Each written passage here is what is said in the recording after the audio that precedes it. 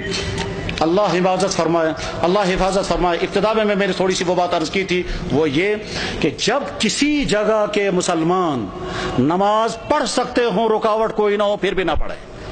جب کسی جگہ کے مسلمان روزہ رکھ سکتے ہوں اور سستی کی وجہ سے روزے نہ رکھیں، جب کسی جگہ کے مسلمان زکوٰۃ دے سکتے ہوں پھر بھی نہ دیں، جب کسی جگہ کے مسلمان حرام کاموں سے بچ سکتے ہوں پھر بھی نہ بچیں، جب کسی جگہ کے مسلمان قرآن پڑھ سکتے ہوں پھر بھی قرآن کے ساتھ ان کا تعلق قائم نہ ہو، جب کسی جگہ کے مسلمان اپنی نبی کی ایک ایک سنت پر عمل کر سکتے ہوں پھر بھی نہ کریں، تو اللہ تعالیٰ شانوں کی طرف سے کبھی خطرناک فیصلے آتے ہیں۔ وہ یہ کہ جب تم آزادی کے دور میں میرے دین پر عمل کر سکتے تھے پھر بھی تم نے عمل نہیں کیا، تو میں ایسے حالات لے آؤں گا کہ تم چاہو گے بھی عمل کرنا تو کر نہیں سکو گے۔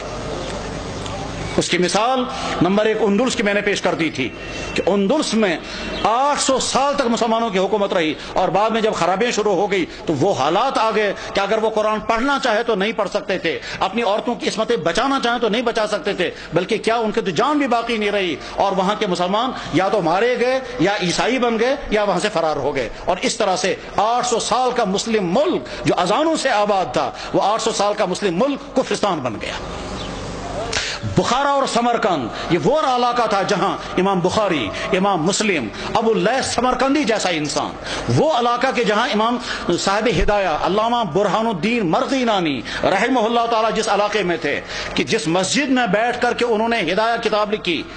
اور 13 سال لگے کتاب لکھتے ہوئے، اور 13 سال مسلسل انہیں روزہ رکھا، گھر والوں سے کھانا آتا تھا، وہ کھانا رکھ دیتے تھے، جب گھر والے واپس چلے جاتے تھے یہ کھانا کسی غریب کو کھلاتے تھے۔ 13 سال بیٹھ کر کے انہوں نے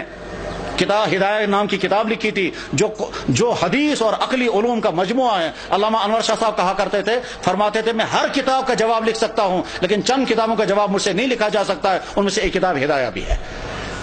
جس مسجد میں صاحب ہدایہ نے وہ کتاب لکھی تھی اس مسجد میں شراب کھانا چلتا ہے۔ غرض یہ کہ جب بخارا اور سمرقند جیسے علاقے میں وہ حالات آ گئے کہ وہاں قرآن رکھ نہیں سکتے، کلمہ پڑھ نہیں سکتے، مسجدوں میں تالے لگ گئے، تو اللہ تعالیٰ شانوں کو طاقت ہے، اگر غضبناک ہو جائیں تو ان علاقوں میں بھی یہی حال ہو سکتا ہے جن علاقوں میں مسلمانوں کو موقع ہے وہ اپنی دین پر چلیں۔ میرے بھائیوں، اس غلط فہمی میں مت رہیں کہ ہمارے لیے وہ حالات نہیں آ سکتے ہیں، ہماری پچھلی تاریخ میں ایسے حالات آ چکے ہیں۔ چنانچہ کشمیر کی پچھلی تاریخ میں ایک زمانہ ایسا آیا تھا جب سکھوں کا دور تھا، مسجدوں میں تالے لگے تھے، اور جو نماز پڑھنا چاہتا تھا اس نماز پڑھنا اس کی جسم سے کھال نکالی جاتی تھی سب لوگوں کے سامنے تاکہ باقی لوگ نماز نہ پڑھیں۔ سری نگر کی جامع مسجد میں گھوڑے باندھے گئے تھے،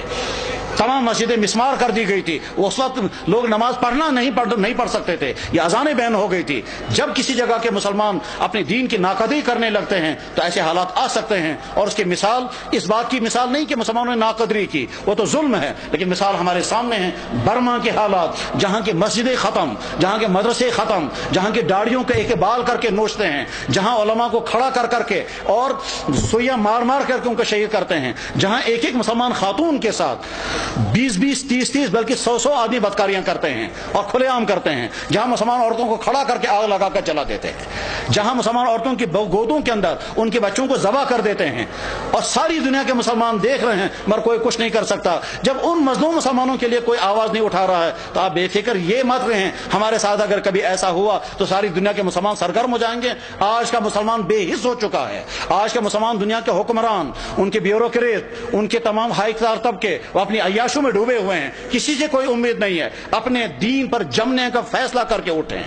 اپنے ایمان پر قائم رہنے کا فیصلہ کر کے اٹھیں، اپنے دین پر چلنے کا فیصلہ لے کر اٹھیں، اپنے گھروں کے اندر دیندار گھر بنانے کا فیصلہ لے کر اٹھیں، اپنے بزنسوں کو مسلمان بزنس بنانے کا فیصلہ لے کر اٹھیں، اپنے فنکشنوں کو دین کا فنکشن بنانے کا فیصلہ لے کر کے اٹھیں۔ جب مسلمان حرام سے بچ سکتا ہو اور پھر بھی نہ بچے وہ شرابیں پیے تو حالات ایسے آ سکتے ہیں کہ زبردستی مسلمانوں کو شراب پلائی جائے گی۔ جب مسلمان داڑھی رکھ سکتا ہو اور نہ رکھے تو بعد میں ایسے حالات آ سکتے ہیں کہ رکھنا بھی چاہیں تو نہیں رکھ سکتے۔ ساری ترکی کے اندر مسلمان داڑھی رکھ نہیں سکتا حالانکہ سارا مسلمان ملک ہے۔